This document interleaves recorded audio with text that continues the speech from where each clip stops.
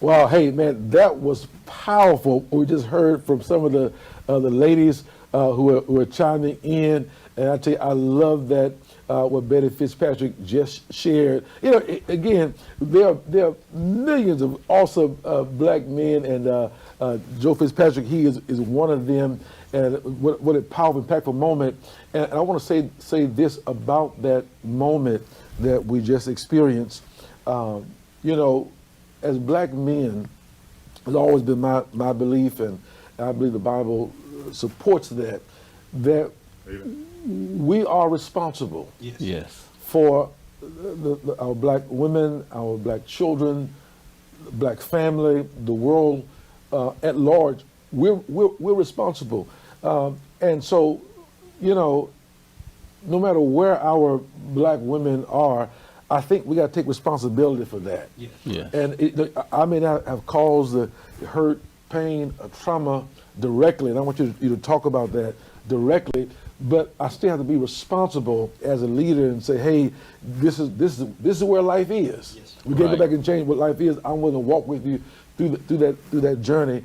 Our black women need us to be a part of the healing process. Right. Whether you're marrying someone, dating someone, a sister, niece, just talk about that, because that was a powerful moment that brought your wife to tears when you said, "Hey, you know, I'm a walk with you through that." Just talk about that, that little bit if you can. Well, Faye, I call her Faye. It's Betty Faye. You're worth it, babe. You choked me up here. You're worth me making sure that your heart is not hurting. Wow.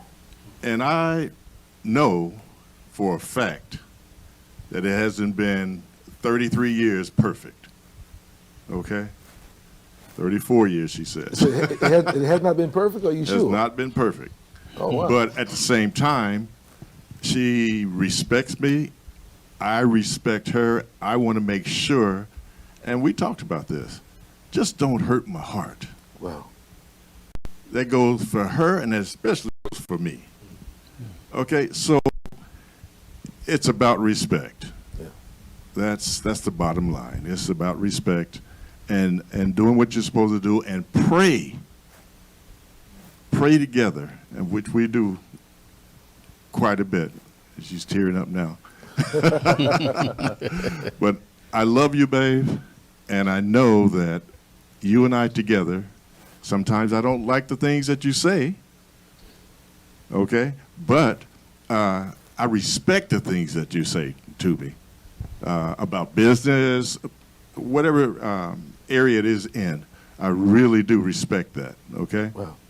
Man, that was an awesome moment. What humility that was shown by what he said. And again, you know, a lot of black women, you know, unfortunately going to come with a lot of baggage, a lot of issues, hurt and pain, and we have to, black men, be responsible, walk alongside them and bring them to a place of healing. Right. And that's not easy. I mean, taking on you know other people's stuff, that's not easy. Right? Come on, guys.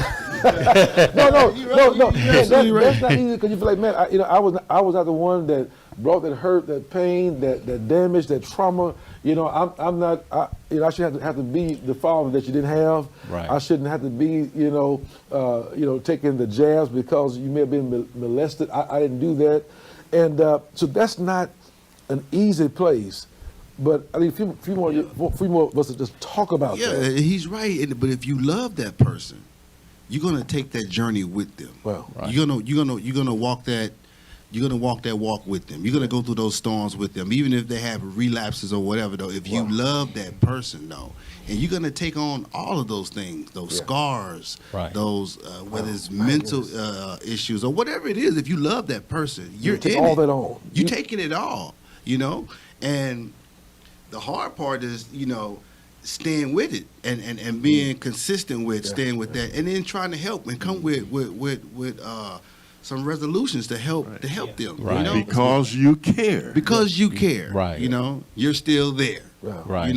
So my hat's off to that, Praise brother. the Lord. I mean, I love that. Hey, listen to me. These are the type of God-fearing men. Again, New Journey Church, you're looking for a perfect church, turn off the channel now.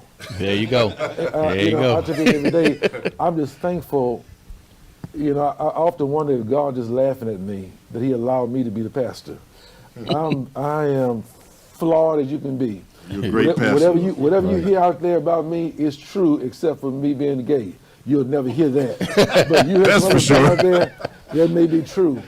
But these are great men here who love God, love their family. Again, not perfect, but real men talking about reality. Right. And we're talking about their journey. We want to go on the journey with you. You got some brothers here, no matter where you are, I believe they'll go on the journey with you. These men are saying, hey, we want to be responsible for our black women. We're not going to leave you out there by yourself. We love you. We as Caleb said, hey man, we want you. Right. we want you. Now I'm gonna dive into something else, and I want to talk about black wealth, black men and wealth here in America. The disparity, but not just the disparity between other black men and other races, but we have to begin to build our own legacy, our own Right. wealth. And I love about you men, you guys. I mean, you about your business. I mean, you're not, Mark. Right during the pandemic, you opened up another business. Mark has several businesses. Another. I want you guys to talk about that. I want to encourage some other black men who don't know that they can do it. Right. Who feel suppressed. I can't do this. This not for me because I'm black. I don't have this. I don't have that. Talk about that, Mark. So I'm gonna start with you. Because we have to begin to build wealth as black men here, and talk. And then somebody talk about how we got to do it together. Again, all other races, they work together to Right. build wealth. Right. Hustlers get rich, but we won't do more than get rich. You want wealth, which is generational, and it's for us. Yes. One of my favorite scriptures in the Bible is Psalm 112, when the writer Psalms declare that wealth and riches shall be in my house. Right. And I believe God wants wealth and riches in our houses. Yes. Mark, talk about that. What do you say? Because part of your business, you there trying to help other small businesses. Talk about that, Mark. One of the things that we do at my agency, the firm advertising agency, we help small businesses and entrepreneurs grow their businesses. And we have different areas within our agency. We do coaching, we do consulting as well. And it's just not me. I have other people, professionals that's way higher than me, who know their stuff as well, to help other people get to where they're trying to go. We talk about finances, financial literacy, and help other people and who teach about generational wealth. Yeah. I love I look up to you a lot, Pastor Flo, and I love the way that you do things with your family. No, I'm serious though. We keeping it real. We keeping it 100. Right. So, and I love the way you do things with your family and the kids and how you got them going, and everybody's got their thing going. So, I try to do the same thing too. Me and my wife, we like with her, she helped, with the daughters, let them come into the business and train them and groom them to get going, so we can keep this thing within the family. Yeah. Right. Within the family. That's where it starts. That's where it starts. Yeah. Right. And it has to end there. So I'm big on that, and that's one of the things that I want to try to help. And we'll also talk about how important, because again, I've watched, because you been in business before I met you, but I watch you, take the leap. Talk about that. How does a black man, have that courage to take the leap, and then have support from your spouse? Right. Just talk about that, because to me, black men, and I've seen you when you advertise, hey, you make examples, instead of taking that $1,000, yes, sir, just wasting it. Talk about that. How do we do something with it? Talk about that. One of the things that I teach on, I have this one set of rules called Project 20 Rules. And one of the rules is for business owners and entrepreneurs who are just thinking about doing something different, but they're scared. Yeah. You have to step out on faith. So fear is a lot Fear is it, afraid. Like for real. And project rule number 17 is you have to take that fear and turn it into fire, and go for what you want. Take the fear. Yes. and turn it into fire. Yes. You know, My goodness. and that's one of the things that I do. I practice what I preach too. You Right. know, so Yeah. it's Boy, you that'll know, preach, man. it's you know, for something that you want, you go out and get it. Yeah. You know? Yes, Yeah. yes. And it's not hard. I mean, it's not easy. Yeah. You know, you just have to be consistent with what you're doing. Yes. And but I took that leap and I stepped out on faith. Yeah. I've always done it. You know, it's just the right time. You have to know when. Sometimes you're gonna step out there and you're gonna fall. Yeah. Yes. Again. Yeah. Right. It's no And maybe guarantee. again, There's you no know, guarantee. and then maybe another time again. But Right. you have Back to do up that, though. But if you're a business owner or entrepreneur, and you have to take that step out on faith at some point. And I'm not saying, hey, quit your job tomorrow. Right. I'll call your boss and they say, hey man, I ain't coming in no more. I got my own business. I'm not saying, to do it like that, but at some point you do have to step out on faith. If you're an Yes. entrepreneur, you have to go forward. You got to take that chance. Man. Right. You have to take that chance. And Caleb, I love the way you're doing a good job. Thank you. And you follow your dad's footsteps on a lot of different areas though. And you're taking that step. You're taking that leap too though. So it's all about taking that leap. That's powerful. Listen, brothers, you can do it. He's living Can do proof. You have to take that leap, take that step of faith, so we can begin to build wealth in our Right. family. Because we can't sit back and wait for someone else to do it. Right. You can't. Yes. There's no job you work on that's going to make you rich No. or wealthy. It's not going to happen. Never. At some point, you got to step out and say, "Hey, I got to take my own future Absolutely. in my hands." Can you talk about how important it is to have the foundation that you're having now? You're doing really well. You have you're in college and mortgage license. You have your own properties. You're flipping. Talk a little bit how important it is having a father or someone in Right. front of you. Like Martin is doing. He's someone that's in front of others. I watch you do this with your sons. I mean, but talk about how important it is. It's very important. And this goes back to the question you asked us earlier in the first segment about how important it is for black men to marry our black women. See, I'm just saying, we can't have black people as a whole. We can't have wealth without the family. So the foundation of having a father is very important. Right. Yeah. Many people my age, and I'm very blessed, many people my age don't have a Right. father to look up to, and especially not a father like this. So as you said, it starts in the home and it Right. ends in the home. Yeah. Right. Once we get more families together, we'll be able to have more entrepreneurs. Then we can start creating black wealth.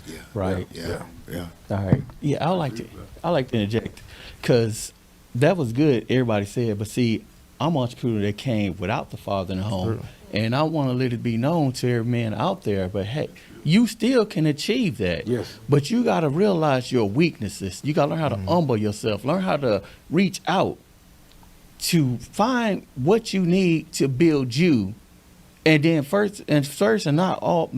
I mean, I can't stress this enough. Make a plan and be disciplined enough to stick to that plan. Write it down. Because that's a lot of issues with us as black men today. Oh, we just reacting. Watch it.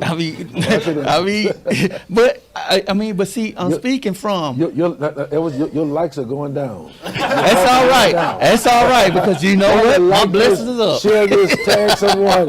Listen, I'm telling you, they're giving a blueprint. I mean, what he's saying is so true. Giving a blueprint. Go ahead.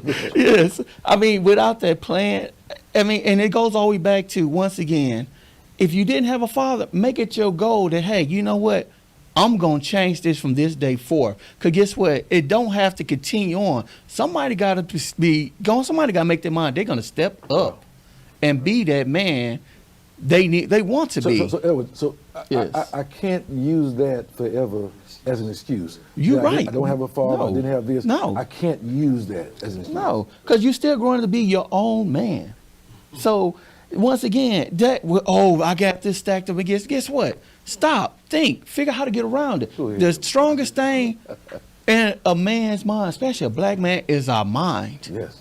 our mind is so strong. We can figure out how to hustle and get on these streets, grind everything. Why not turn that around? And it's still hustling, but guess what? Let's do it on a grander scale. Let's do something that's gonna help build us, our family, what our family we want it to be. And then, first of all, us men that haven't had a father and all that kind of good stuff, please take ownership of you, okay? If you, accountability. If you did wrong, because we the one that breaks our foundation. I'm one of the men that broke my foundation home going out. You broke your foundation. I broke I can be you honest. share a little bit about that? Yes. When I first started, because first of all, I ain't had no father. Well, I would say the streets I looked at these rap videos, looked at these streets. So I went out there, went after every woman I can have, because I felt like, hey, pimping is what it is. Woo, woo, woo. And then I realized I got with a real woman and I broke her. And then God had to step in and show me. I took a reality look and see what I broke, and I broke something that was beautiful. And I had to repent, but I had to go through my bumps and my lumps and unnecessary. You don't have to go down my road. I got kids in my marriage, outside my marriage, and this woman still stuck by my side. So down. You got kids in the marriage and outside the marriage. Yes. And the wife stuck by your side. That woman stuck by my side. Wow. She built me up. With God's help, He changed me. But first, I had to realize, I had to be honest with that woman first. I didn't give her a choice. And young man, if you don't want to be, if you know you're not ready, step aside. Don't destroy something that is beautiful, that's already there. Wow. Be honest with yourself. Because we us as men can destroy our black women. Wow. So it comes to us. Wow. Hey, guys, listen. That was powerful. That was an amazing, transparent moment. Thank you so much for taking responsibility. Right. Saying, hey, I'm part of the problem. Breaking my wife, breaking a black woman. Let's be what it is. And then, a lot of people are saying, well, man, I wouldn't have stayed, I wouldn't have done this. And that's one of the problems. We're running too fast. Right. I tell people all the time, before you run out of the marriage, yes. First question I ask the person, number one, did God tell you to do that? Right. And when you can show me where God told you to do that, then you're free to go. Right. God is more interested in keeping that family together. Yes. Now, y'all don't write me no letters, no bad, no in a bad. You can send them to me. I can take them. Bad notes, bad emails. All I'm saying is that we have to be more committed to keeping the family together. Right. I mean, he said, man, I was responsible, number one. Number two, I repented to God. Yes. And really, really worked on it. Don't throw in the towel, black family, black men. Don't throw in the towel. And don't let shame. Yeah. Don't let shame be the reason why you don't make the right decision. We talk about that Sunday. Yes, that shame, that guilt. You feel like you gotta keep it hidden. Yeah. And that's something that right there will cause you. It'll cause you to go crazy. Yeah. Wow. Because what's done in the light, what's done in the dark will come to the light. Man, always. That's awesome. And I'm gonna have y'all pray at the end for all our viewers who are watching with marriage. Men who maybe have some issues.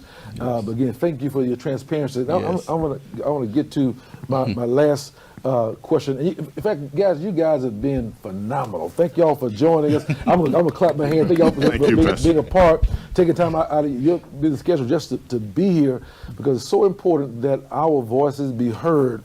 It's so important that other black men, black women, our young black boys can see the right images. Yes. Everybody's not, shooting, killing. Everybody's not poor. Everybody, is not struggling, so to speak. That's not everybody's story. No, it's not. But that's what, of course, the world and the media wants to portray. And again, we didn't get a chance to get to half of the question I want to talk about. But I want to end. That's why you need to come over and be a part of our church. We love to have you. This is what you're going to get. Some men who can help you. Come on. All right. Yes. Men who will help you. Like he said, hey man, my life hasn't been perfect. I mean, you look at him and think, hey, he's perfect. He said, no, man, I hadn't been perfect. 33 going 34 years. It hadn't been perfect, God, but you can make it. Yeah. Yes, you can. You can still win. Now let me say this. I want to talk about. In our closing, I want to talk about leadership. what is it going to take? Black men, we have to lead. Yes. Our black women should not be leading the way. That's not God's plan, and we don't need other races cultures to lead for us. Right. God has made every man a leader. Yes. I mean, God created you to lead. That is your responsibility. It is your function. Doesn't mean I'm better than a female or my wife or a woman. I'm not better. Headship, leadership it's a responsibility. It's a function that we have. Right. And here's the problem. One of the grand problems I see in the black community, we have a lack of black leadership. Right. How can we reach the destination that God has for us if we're not in the front leading? Right. We got everybody else in the front trying to lead our community but us. For us, yes. We go to certain black communities, we have other races who are there making the money. Where are we? Right? So let's talk about how important it is that black men lead at home. I'm be honest with you. We got too many black men. They're I call them yes dear men. Yes dear. Yes dear. Yes dear. Right. Yes dear. Yes dear. God came to Adam. Right. And sometimes, again, leading your spouse not always going to agree with you. Right. But God has called you to lead. Right. Let's talk about that. We need more black men to lead their spouses, black men leading their children who lead it. Yes. And then also in the church, in society. We need more black men. At our church, we're committed to making certain that black men are out up front, because we need your leadership. Just talk, somebody jump in on black leadership, just jump in. Well, I guess I'll start at the end. Well, we need to address that as, what does it mean to be a leader? First, understand foremost, because everybody not meant to be leaders. And what I think makes a good leader, that way we can lead our community and our household and everything else. First of all, to be a leader, you got to be able to listen. You got to be able to listen with an open mind and an open heart. Then you got to be able to put a plan together that makes sense for everyone. Once we able to, I think those are the basic fundamentals that most of us black men, we lack it sometimes, because we tend to like, it's my way or the highway. But why not? What's wrong with taking a second, just listen? Because at the end, and even in our household, I got it understood. I mean, I'm not saying I'm this alpha dog, but I am the alpha and I'm the make. I'm the beginning and the end. Yes, what I say, I'm gonna put it out there, and I'm gonna take everybody else, consideration. But then at that point, it's my charge at the end. Like, hey, I got the last say so. When you got that established in your house and whatever you do in your business, there's no question. All but right. you got to establish what it is. You got as a leader. Okay, good. Right, that's true. All right, That's go ahead, true. go ahead, Martin. Go ahead. No, I was just going to say he's absolutely right. And, men, we are here to lead. Like you Yes. said, it's our function. That's right. Right. So we are here to lead, and even if you have using that term. Go ahead and use it. No, I mean, even if you have your spouse, your significant other, she is strong too, right? Yes. But the man is the head and the lead, and that is what it is. I'm the pilot, you're the co-pilot. Right. We have these titles for a reason now, Right. Right. So I'm just saying. Right. So, but men, we lead, and Right. you said something a minute ago about everybody is not meant to lead. That is true. But men, you're Right. a man. Yeah. Yes. You're supposed to lead. That's right. Right. Amen. You're supposed to That's lead right. in your In home. the home. Yeah. Yes. Yeah. That's right. That's right. What you think about that, Kayla? What you think about that? What part? He was agreeing. I do agree. Man has to be the head of the home. There's no other way. That's how the Bible set it up. Women aren't happy when they're leading. And they're not. Most women, They're not they're happy. not really happy. No, go ahead. No, I've spoken to several women. They've told me they have a good or a high up position at where they work, and they're in this leadership role. When they come with me, they don't want to be that way. They want me to take charge. They want me to take lead. So women aren't even happy when a man is passive in the home. It's not gonna. It's not gonna work out. It's not gonna work out. Are women, are they allowing men to lead though? Marcus, are they allowing? You know, they said, well, I want to. I want to lead, but you know what's happening. You know. First of all, that the woman can't allow me to do anything. I'm just going to do it. There you go. It's not about her allowing me. All right. You, first of all, you're not going to control me like that. Talking about I allowed you. No, you don't allow me to do anything. Let's get that straight right off the bat. Amen. The biggest problem is with men, to stay direct with the question is, we need to really take a self-examination. Yes. I remember when Pastor preached a long time ago, and it was the title was "Where Art Thou?" And I'll never forget that because as a man, that's the question he asked Adam. He said, "Adam, where art thou? Where are you right now? Why are you not in position to lead your family? Why are you not in position to lead your community? Why are you not in position to lead in your church?" So there needs to be an accountability, a self-examination, where you can start taking accountability for where you are, and then it's time for you to make decisions so you can get where you need to be and get your family where we need to be. Now, do women, do they trust our leadership? Do black women trust our leadership? I know mine does. But overall, what do you see in general? Do black women trust our leadership? Because I feel like that many don't. They don't trust. You know, talk about that a little bit. Well, and why is it? Maybe the trust comes from what you've done in the past. Yes. Okay. And if you show no leadership, Right. and she's taking the forefront, Right. and you're tailing behind, Right. that's no respect. Yes. Okay, but I'm going to take a different approach. I think leadership, and I was taught this by the great Dr. Leon Ford Sr., you can't lead if you can't follow first. That's right. Okay? That's You have to be able to follow the leadership to understand leadership. Right. I always tell my wife, when we were younger, okay, I'm 63. Wow. When we were 23, Wouldn't believe it. and my boys were playing basketball and traveling all over the United States, I said, I wished I would have played less basketball Wow. and baseball and all those sports and did more volunteer work. Yeah. I think that's where it starts at. You get a good start when you can have your kids out there volunteering and making things happen. They'll see a different structure. Right.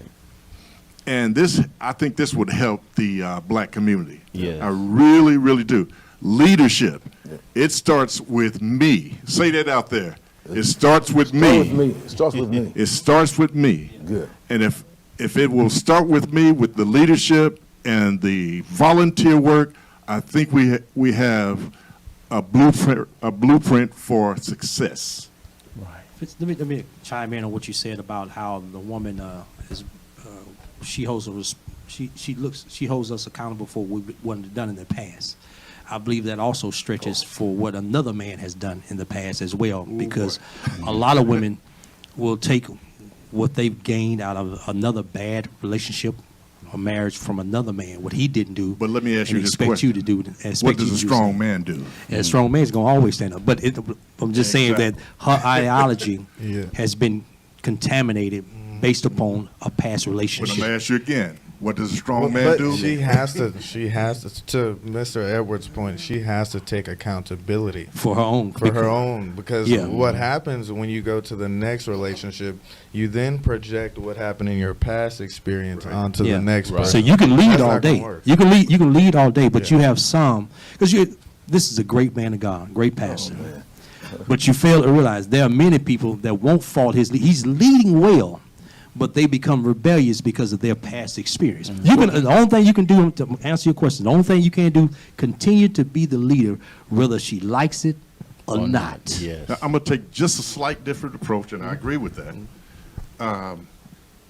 It's that you give her time and give her understanding. That is true, and that's what means with being a great leader. Because if you look at Jesus Christ, he did the exact same thing. He loved, he led, and he continued, and he did listen. The Bible says, "You have not a high priest that cannot be touched by the feelings of your infirmity." So he know what you talk. He know how you feel. Right. So you know what you have. Right, but that's the accountability for you to always continue to lead. I'm gonna go down with the ship, no matter if it's whether sink or swim. So whether if you walk out on me, bye, okay, fine. I'm still gonna be the same leader that I was before and become stronger. But I'll tell you this. Same thing in my marriage. There was another marriage, but I was patient. You know why? Because I loved that lady over there. Right. I knew that she was worth my time for her to get over her hurt. Right. And I knew the strength that she portrayed. She just needed some time. That's what great leadership comes in. Right. And I think with that point, as he's saying, leadership is patient, especially in the home. Yes. It really is. Because as Jesus, he's patient with us. Right. And so leadership is patient, giving time to grow, mature, and heal, all that good stuff. Being able to listen once again. And so, guys, I have really enjoyed it. This is our time, and I trust and pray that those who've been listening, that you've been blessed by something that has been said today on the Black Male Voice, because Black Male Voice is all about having your voice acknowledged. We want our voice to be acknowledged and having that voice affirmed. And then thirdly, it's about having our voices appreciated, and as a black man, I believe that's our God-given right. And Jim, I want to thank y'all again for taking time to be a part today. Thank you. You blessed me, and you blessed so many. And so again, we want to thank y'all. We love you so much, and we want to say good night until next time, the Black Male Voice.